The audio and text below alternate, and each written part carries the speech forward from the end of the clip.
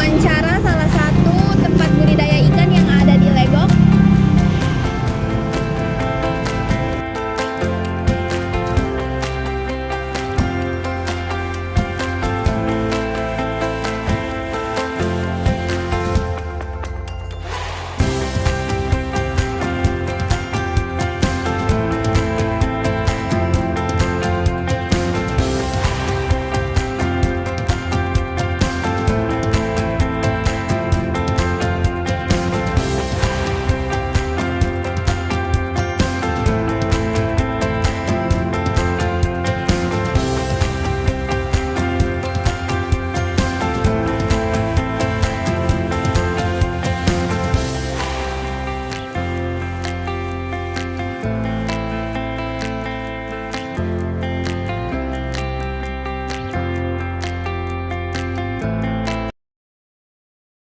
Assalamualaikum warahmatullahi wabarakatuh. Waalaikumsalam warahmatullahi wabarakatuh. Perkenalkan, nama saya Nabilasa.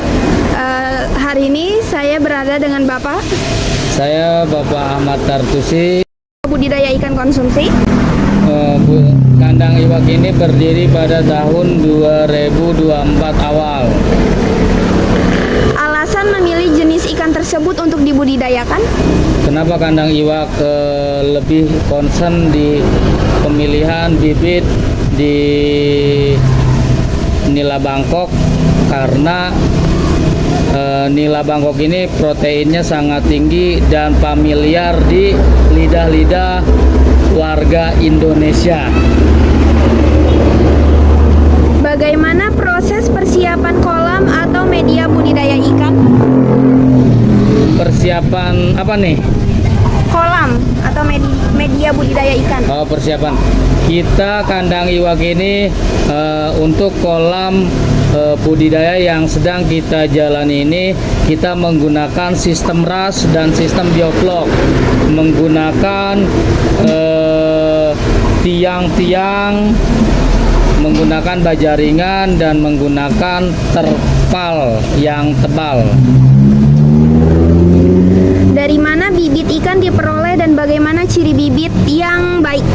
Kita ngambil bibit ikan nila ini, bibit unggul dari Ciseeng, Bogor, Jawa Barat. Pakan apa yang digunakan dan seberapa sering pemberian pakan dilakukan? Kalau pakan kita untuk anakan yang baru kita tebar itu, kita menggunakan pakan yang kecil ya, yang paling kecil. Ketika sudah 1 bulan, kita menggunakan pakan yang sedang. Bagaimana cara menjaga kualitas air agar ikan tetap sehat? Agar kualitas air jernih, kualitas air tetap sehat. Setiap hari kita kontrol suhunya, memastikan agar tidak ada bakteri yang menempel di kolam kita maupun di ikan yang sedang kita besarkan. Penyakit apa yang sering menyerang ikan dan bagaimana cara mengatasinya? Penyakit yang sering menyerang ikan nila khususnya ya, ikan nila, yaitu bakteri atau parasit. Cara mencegahnya, cara mengobatinya, biasanya kita dikarantina dulu ikan yang memang terpapar penyakit tersebut. Setelah dikarantina baru kita kasih larutan obat untuk bakteri agar kembali pulih. Kendala apa yang paling sering dihadapi dalam budidaya ikan? Kendala yang sering dihadapi sejauh ini kalau dalam pembudidayaan tidak ada kendala sebetulnya. Kalau angka kematian, namanya kita menghadapi binatang hidup, sudah tentu ada yang namanya angka kematian. Nah, kendala yang paling besar itu kalau misalkan listrik padam pada saat cuaca tidak baik, itu akan menimbulkan kematian serentak ya. Bahkan bisa 100% bisa mati kalau misalkan tidak ada penerangan ataupun lampu.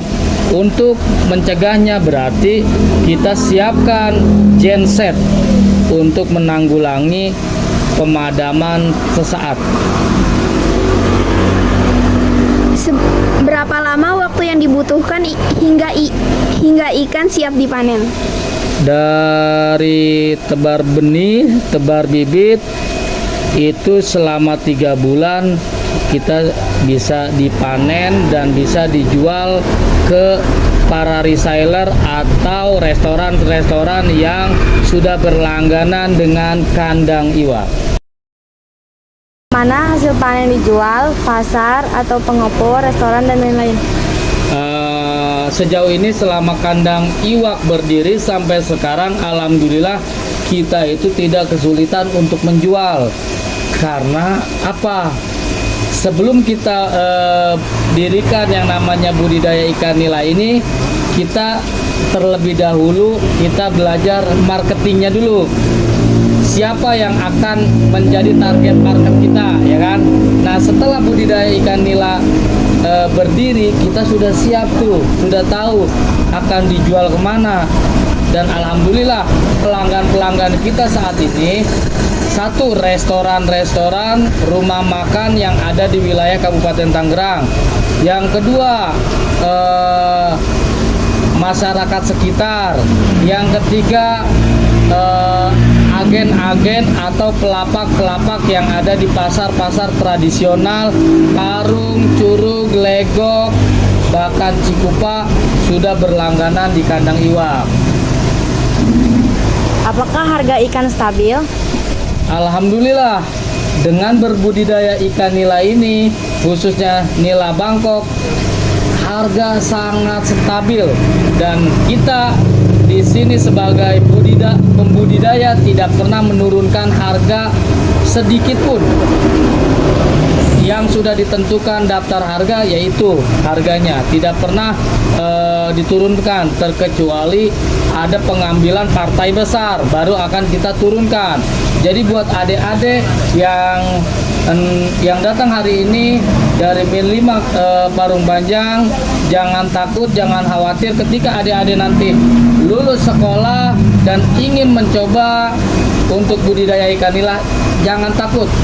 Margin dan keuntungannya sangat tinggi dan banyak diminati oleh warga-warga sekitar. Menurut Bapak, apakah usaha budidaya ikan dikonsumsi menguntungkan? Oh, jelas sangat menguntungkan. Kalau tidak, kita realistis ya. Kalau misalkan budidaya ikan nila ini tidak menguntungkan, buat apa kita jalani? Buat apa kita bertahan sudah selama 3 tahun? Justru itu kita bertahan sampai saat ini kandang iwak, berarti penjualan kita bagus, diterima oleh pelanggan-pelanggan kita.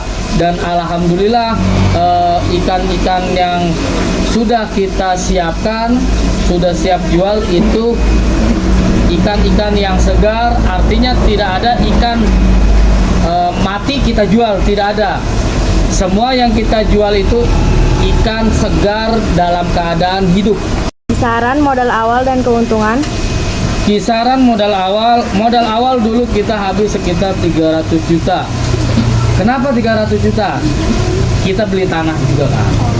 Tanahnya kita beli, struktur bangunannya kita siapkan, semi permanen, terus kita menyiapkan